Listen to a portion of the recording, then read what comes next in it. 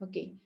Entonces hay escisión total también, que es que la entidad, ¿verdad? Una entidad como que se segrega en partes y esas partes son absorbidas por otras empresas. Esa escisión puede ser total o puede ser parcial, ¿verdad? Y la consolidación, que es cuando una empresa compra las acciones de otra y a través de las acciones pues controla sus actividades, operaciones financieras, políticas, etcétera, ¿verdad? En todos los casos de la combinación hay alguien que adquiere el control de la otra. Es alguna de las empresas, y tiene que ser empresas. Estamos hablando de empresas que controlan a otras empresas, no de accionistas que controlan empresas. Estamos hablando de empresas que adquieren el control de otras empresas. Aplicando el método de adquisición, lo que tenemos que hacer es identificar cuál es la que adquiere, cómo se mide el costo de la combinación, ¿verdad? Que es en los zapatos del adquiriente, ver lo que esa empresa entrega. ¿Cómo se distribuye ese costo entre los activos netos, los pasivos asumidos, ¿verdad? A valor razonable y la plusvalía o ganancia en combinación y hacer el asiento. El que hace el asiento es la empresa adquiriente, que si es una fusión registra los activos y los pasivos, y si es una consolidación pues va a registrar una inversión. Ya lo vimos en los ejercicios que hicimos. Y cuando es una consolidación, ¿verdad? Lo que hacemos es que en el momento de preparar estados financieros consolidados, vamos a unir las líneas de activos y pasivos semejantes entre las compañías afiliadas, eliminando cualquier transacción entre ellas. Y en ese momento de la combinación, podría ser que una empresa reconozca incluso activos que la otra aún no tiene reconocidos en sus estados financieros, ¿verdad? Como les decía de la patente, que está totalmente amortizada, pero todavía se está usando, o una marca comercial, o un procedimiento o proceso que no ha sido inscrito, pero que se le vende, o la fórmula de la Coca-Cola que nunca se registró, pero usted se la vende y entonces le pone un valor, ¿verdad? Entre ellas puede ser que haya o que nazcan o que surjan de la combinación activos que nunca antes habían sido registrados en los estados financieros, ¿verdad?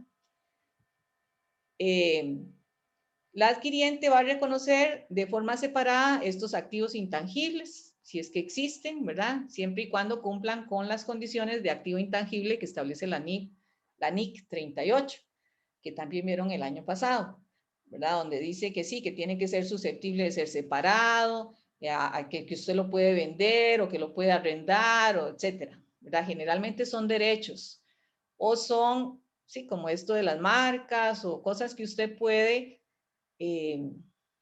evitar que otros usen, como la fórmula de la Coca-Cola, ¿verdad? La fórmula de la Coca-Cola es un secreto industrial, no está registrado, pero usted pasando esa fórmula le cede el control de esa fórmula a la persona a la que se la venda. Ninguna otra empresa tiene acceso a ella, ¿verdad? Todos los activos que se van a reconocer como parte de la combinación se van a evaluar a valor razonable. Y en algunos casos la empresa va a asumir algunos activos, algunos pasivos para que la otra, digamos, usted puede asumir que una empresa va a tener que pagar todas las prestaciones de la otra, ¿verdad? Por ejemplo. Entonces, esos pasivos también hay que registrarlos. Siempre y cuando existan antes de que se dé la reestructuración, ¿verdad? Que sea un compromiso de la combinación. Porque si son futuros, por ejemplo, usted dice, no, es que la empresa, como por efecto de la combinación, va a perder algunos clientes o va a incurrir en pérdidas, pero eso no se sabe porque no existía en el momento de la combinación. En cambio, si como parte de la negociación se dice, la empresa adquiriente debe pagar todas las prestaciones del personal que se liquide en el próximo año, eso sí ya es un compromiso, ¿verdad? Es un compromiso que existe por la combinación. Y entonces usted lo puede registrar como parte de los pasivos que va a asumir la empresa adquiriente. Y cuando vamos a evaluar los activos de la empresa adquirida, tenemos que ver de dónde vamos a tomar esos valores, ¿verdad? las partidas por cobrar, por ejemplo, si hay importes incobrables, los inventarios, si hay material obsoleto, el producto en proceso, cuánto le falta para ser terminado y cómo se podría evaluar en este momento. Todo eso tiene que evaluarse con valores razonables, ¿verdad? Con valores razonables, que es un valor que, como les digo, es externo a la empresa, del que usted puede encontrar alguna evidencia en el mercado o de alguna información de proveedores o es externo. En los pasivos generalmente se evalúan a valor presente y en algunos otros casos, ¿verdad? Habría que ver si existen pasivos contingentes, ¿verdad? Si hay juicios, etc. Y siempre el valor razonable de un activo tiene que reflejar su máximo y mejor uso, ¿verdad? No vamos a decir, bueno, pero es que esas computadoras, si usted las va a usar, no sé qué, entonces mejor páselas de una vez por pérdida. No, eso tiene que ser a su máximo y mejor uso, ¿verdad? Bueno, y la plusvalía ya vimos que es el exceso del costo de la combinación sobre el valor razonable neto de los activos y pasivos contingentes que se hayan identificado en la adquiriente, ¿verdad? Ya eso lo vimos en los ejercicios. La norma habla mucho de eso y sí, a veces entre tantas palabras a ustedes se les confunde, pero en el caso se ve claramente, ¿verdad? Cuando yo pago más o se entrega más valor razonable que el que recibe. Eso es simplemente la plusvalía. Y después del reconocimiento inicial, esa plusvalía, lo que se va a hacer es que cada año se calcula el deterioro del valor. Entonces, en algunos casos, más bien la empresa paga menos, la empresa adquiriente paga menos que el valor de esos activos netos. En esos casos, hay que volver a medir los activos y los pasivos a ver si no hubo un error. Y si no lo hubo, entonces se reconoce una cuenta de resultado, ¿verdad? Esa ganancia en combinación de negocios. Nosotros solo hemos visto compras al 100%. Bueno, solo un caso vimos del 90%. Ese caso del 90% implica que hay una participación no controladora del 10%, ¿verdad? Si yo compro el 90% de las acciones, algún accionista tiene el 10%. Ese es una participación no controladora.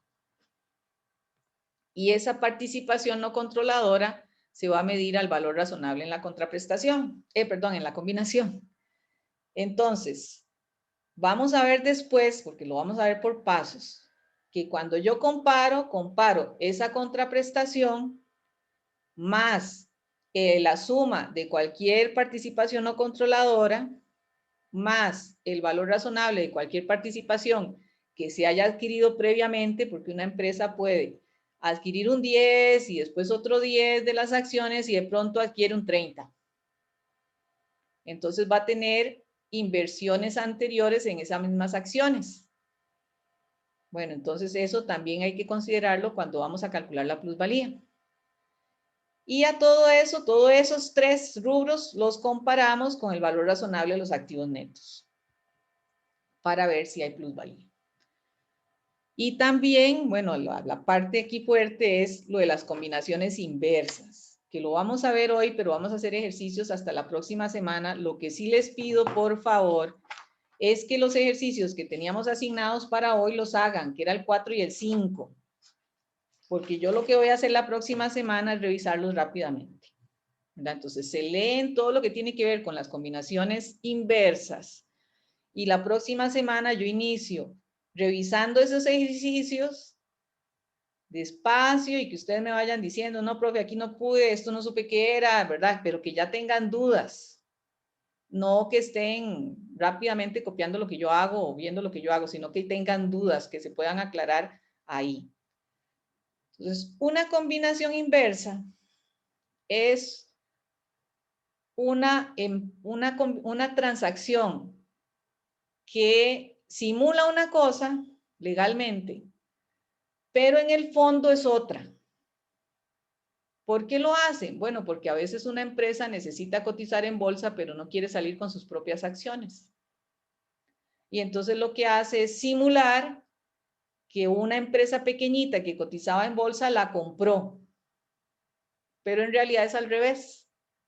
En realidad ella compró a la otra. ¿verdad? Entonces, la norma también prevé esas situaciones en las que legalmente se hace algo. No es que es ilegal, se puede hacer.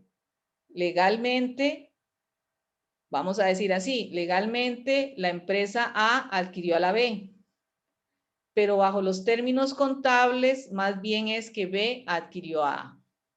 Eso es lo que llamamos una combinación inversa. ¿Cuándo se da una combinación inversa? Cuando la entidad que emite los valores, ¿verdad?, que sería la adquiriente a efectos legales, o sea, emite acciones para comprar la otra, se identifica como la adquirida para efectos contables, ¿verdad? Tiene las características de una subsidiaria en lugar de una matriz. Es más pequeña. El control lo adquirieron los accionistas de la otra empresa. El número de acciones que emitió fue tan grande que al final entregó el control a la otra empresa, ¿verdad? Entonces, a nivel contable, se va a registrar de manera diferente una combinación inversa que una combinación normal. Entonces, los factores para decidir si es una combinación inversa son varios, ¿verdad? Los antiguos accionistas de la entidad cuyas acciones son adquiridas poseen la mayoría de las acciones y controlan la mayoría de los votos en la entidad combinada. Y la dirección de la entidad combinada procede fundamentalmente de la entidad cuyas acciones fueron adquiridas. ¿Y por qué se dan este tipo de transacciones? Bueno, porque para cotizar en bolsa, a veces la empresa no quiere inscribirse ella. Entonces, se deja comprar, digamos, más bien, se deja comprar por una empresa que cotiza en bolsa, pero no va a ceder su control, ¿verdad? Los accionistas al final controlan las dos empresas.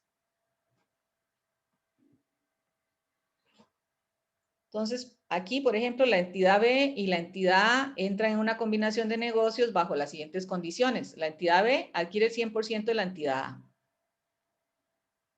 Entonces usted diría, bueno, entonces B es la controladora, ¿verdad? Porque está adquiriendo el 100% del capital de la entidad A. Los tenedores previos de las acciones de A se les emiten nuevas acciones hasta adquirir un 75% de los derechos de voto de la entidad B. Entonces vean que aquí hay un problema. Si es cierto que la entidad B controla a la entidad A, o sea, la empresa, la institución, ¿verdad? La compañía, no los accionistas, la compañía B como compañía, como personería jurídica, controla a la entidad A.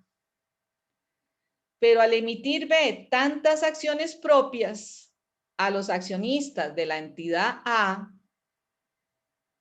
les está cediendo el control sobre sí misma a los accionistas de la entidad A. ¿Verdad? Al final, entonces, los accionistas, no la entidad A, porque la entidad A sí es controlada por B. Al final, los accionistas de la entidad A controlan a B y la empresa B controla A. Entonces, ¿quién se quedó con el poder? Los accionistas de la entidad A. Aunque pareciera que entre compañías, B es la que tiene el control de A. ¿Lo ven? A nivel de empresas es una cosa, pero a nivel de accionistas es otra. Y entonces la norma dice, no, un momentito, aquí hay que registrarlo al revés, ¿verdad? Por eso se llama combinación inversa. Los gerentes de la entidad A mantienen sus puestos. Entonces controlan las actividades financieras y operativas de la entidad A y B. Y el valor razonable de los activos netos de la entidad B y A, generalmente, ¿verdad? Lo que se supone es que una empresa pequeña es adquirida por una A grande, no al revés. Eso es lo que se supone. Entonces, vean, de nuevo, los accionistas de B y los accionistas de A son diferentes a la empresa A y a la empresa B. Jurídicamente, los accionistas tienen su cédula personal y las empresas tienen su cédula jurídica. Entonces, con la cédula jurídica B, sí puede comprar, ¿verdad? Tiene B tiene el 100% de sus acciones, que los poseen los accionistas B, y A tiene 100% de las acciones que los poseen los accionistas A. ¿Verdad? Pero después de la combinación, B, los accionistas de B se quedan solo con un 25% de las acciones, porque el 75% de las suyas se las entrega a los accionistas de A, para que esos accionistas de A le vendan sus acciones a la empresa B. Entonces, B sí tiene el control sobre A. B, la empresa, controla A. Pero ¿quién controla al final a las dos empresas? Los accionistas de A, porque tienen el 75% de acciones de la empresa B. Entonces, jurídicamente, ¿verdad? A nivel de empresas, B sería una matriz y A sería una subsidiaria. Porque B tiene el 100% de las acciones de A. Y eso lo habíamos dicho, entonces se ve, la empresa B al final controla las acciones, el voto, las asambleas en A.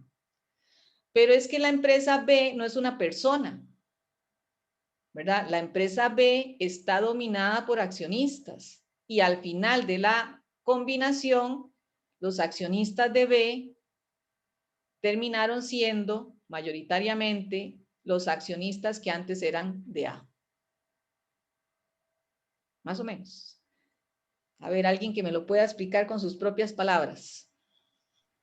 Profe, yo más bien tenía una pregunta. Dígame. ¿Qué pasa si más bien tiene, digamos, 75% de las acciones, pero si no tiene voz ni voto en el control de la empresa? Eso tendría entonces, sí, si usted puede establecer que ellos no pueden controlar las políticas financieras ni operativas de la otra empresa, entonces no hay control, ¿verdad? Si por alguna razón esos accionistas de A que adquirieron las acciones de B renuncian a su voto en las asambleas, entonces sí B sería la controladora. Pero eso generalmente no se da, ¿verdad? Aquí los accionistas de A pasan a ser accionistas de B y a través de B controlan las dos empresas. ¿Lo ven? Es como digamos que es como una estrategia para que legalmente las acciones que se cotizan en bolsa, ¿verdad? Que son las acciones de B, contemplen de una vez las actividades de A. Pero en realidad es A la que está comprando a B. O más bien, en realidad son los accionistas de A los que al final se quedan con el control de las dos empresas. Directo sobre B y a través de B sobre A. ¿Verdad? Porque en realidad la empresa B, ¿verdad? La personería, digámoslo de esta manera, la personería jurídica de B no es la que vota en las asambleas. Son las personas. Entonces los que dominen a B van a dominar las dos empresas. Sí. ¿Alguien que lo pueda explicar con sus propias palabras? A ver, anímense. Cuando tengan que hablar en juntas directivas, no van a estar con miedo de equivocarse.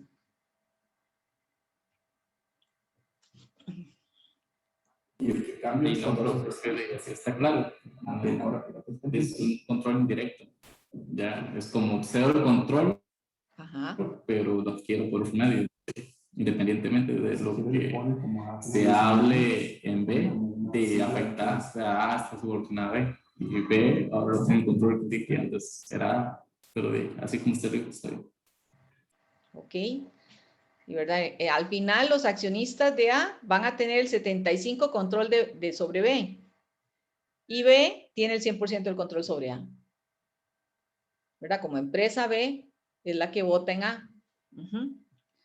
Bueno, eso es una combinación inversa. Y entonces, en las combinaciones inversas, la norma establece otros pasos de contabilización, ¿verdad? Que son diferentes y son los que tienen que estudiar para la próxima semana. Esos pasos, y yo les espero que traten de hacer el ejercicio 4 y 5, que es una combinación inversa, siguiendo los pasos del ejemplo que viene ahí. Primero, los costos de las acciones que habría tenido que emitir la matriz contable, ese va a ser el costo de la combinación. O el costo de las acciones, es que vean que ya tenía emitidas la subsidiaria. Yo siempre hablo de matriz y subsidiaria contable, ¿verdad? No desde el punto de vista legal, sino contable.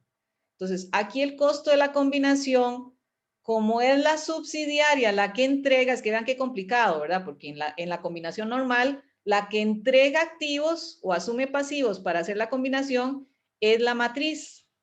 Bueno, aquí resulta que la subsidiaria es la que entrega las acciones, ¿verdad? Entonces la norma establece que se puede, ese costo de la combinación establece dos alternativas. Se puede hacer con el costo de las acciones que habría tenido que emitir la matriz, si hubiera hecho una combinación normal, o con los costos de las acciones que ya tenía antes de la combinación, ¿verdad?, emitidas la subsidiaria. Y siempre a valor razonable. ¿Verdad? En los estados financieros, ¿qué sucede? El valor razonable de los activos netos son los de la subsidiaria contable, pero para efectos legales es la matriz. Entonces, sí, siempre quedamos con el valor razonable de los activos netos de la subsidiaria contable, ¿verdad? Que es la matriz legal. El porcentaje de participación no controladora, ahí sí se va a medir, porque en las combinaciones normales se puede medir al valor razonable de los activos por ese porcentaje minoritario o al valor razonable de las acciones que representan ese porcentaje. Pero en una combinación inversa, esa participación no controladora se va a medir al valor en libros del patrimonio de la matriz. ¿Verdad? Nada que ver, o sea, es totalmente diferente a cómo se hace en la combinación normal. Y finalmente, en el capital social, para que lo puedan entender, como la que sale a bolsa es la subsidiaria y el capital social que está en bolsa es el de la subsidiaria, yo tengo que mantener la misma estructura. Ustedes vieron en el consolidado que eliminamos el capital social de la subsidiaria. Bueno, aquí no puedo hacer eso, porque resulta que ese capital social es el que está en bolsa. Entonces, al final hago todo el cierre, pero simulo, ¿verdad? Saco el machete de contador y simulo el valor de las acciones que tendría la subsidiaria contable para que la estructura permanezca, ¿verdad? Para que no se altere. Y finalmente, los estados financieros van a salir, sí, los consolidados a nombre de la subsidiaria legal. Perdón, de la matriz legal, que es la subsidiaria contable. Entonces, sí tiene muchas cosas diferentes. Tienen que hacer los ejercicios 3, ¿verdad? Para practicar otra vez la combinación normal. 4 para que practiquen la inversa. Y 5 para que practiquen la inversa con participación minoritaria, ¿verdad? El costo de la combinación lo vamos a asumir como que si fuera de la matriz contable, pero con los instrumentos de la subsidiaria.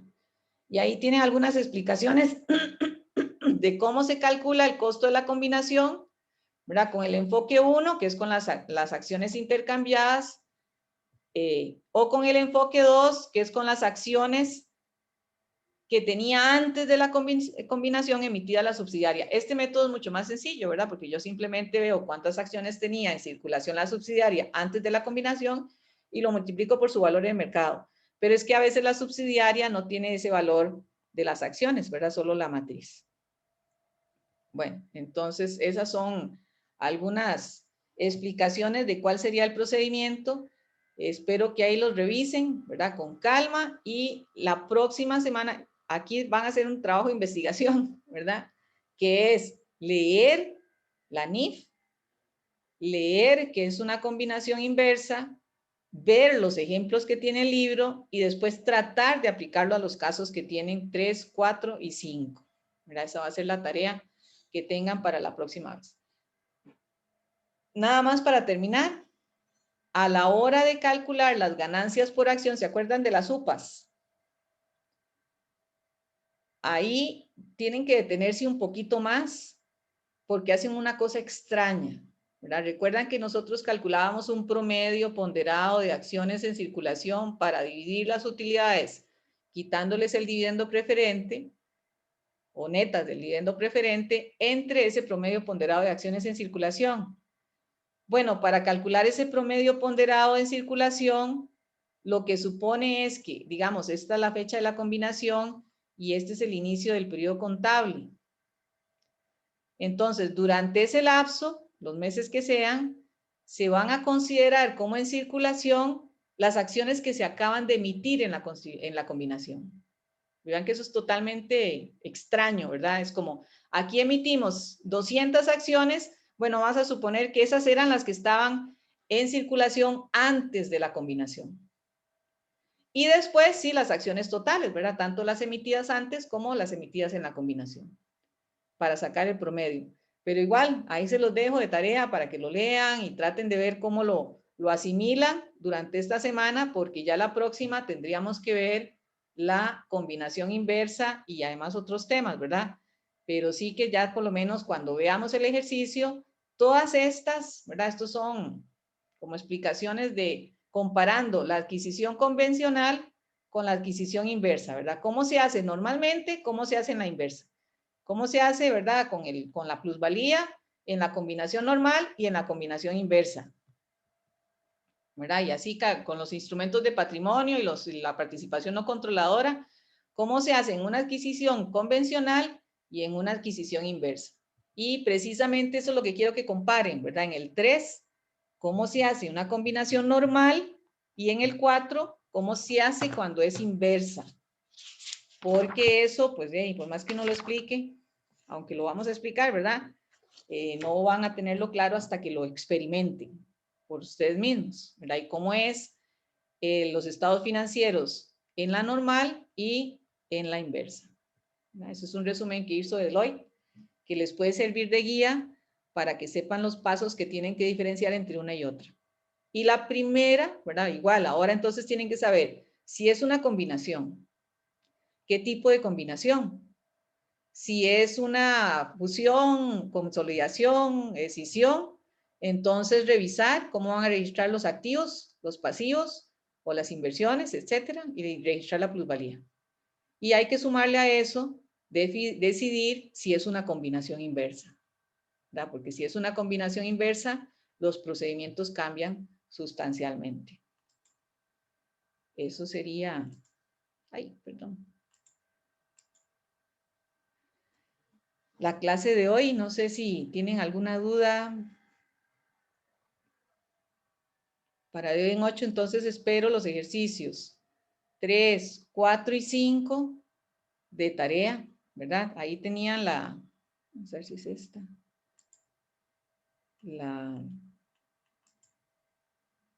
Los revisamos en la clase, eso no los voy a revisar de tarea. El único de esos que voy a revisar de tarea es el 3, ¿verdad? Los otros es para que ustedes traten de hacer la combinación inversa, ¿verdad? Aquí están. El único que está de tarea, ya hicimos el 2, pero el 3 queda de tarea.